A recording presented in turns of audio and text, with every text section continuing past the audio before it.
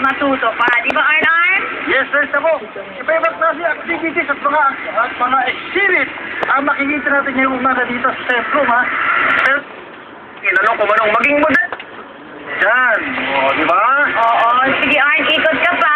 At enjoyin mo yung ulam mo dyan. Mukhang yung handaan dyan, ha? Yung breakfast mo. Ayan, mga kapuso. There's so much to see, touch, hear, and feel dito sa Science Center Museum. Kaya naman, you'll really feel that science is fun. At isa sa mga exhibit na meron dito ay ang kanilang disaster simulator. Ito ang tinatawag nilang wind zone. Ayan, panahon naman ang tag-ulan. Kaya naman dapat ready tayo lagi.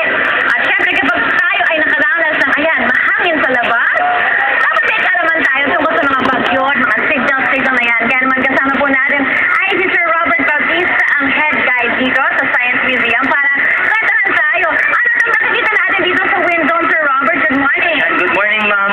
So, wind zone po natin, sinisimulate po na yung bagyo. So, mapapansin niyo po, medyo malakas na yung hangin. Meron po siyang wind speed na 45 km per hour. And then, kapag nasa gitna po tayo yan, mararamdaman po natin yung 60 to 80 km per hour.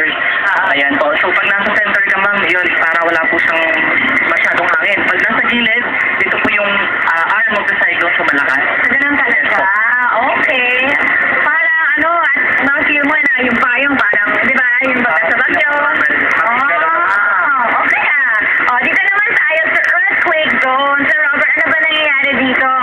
Earthquake simulator po ng Philippine Science Center. Meron po tayong tinatawag na magnitude. Ito po yung center ng bagyo. And then dito pong nararamdaman nila, nasa bahay sila. That's the intensity. So, umpisahan po natin sa 2. Obserbahan po natin yung frame at yung lamp na yan. So, pag magnitude number 4, yan, medyo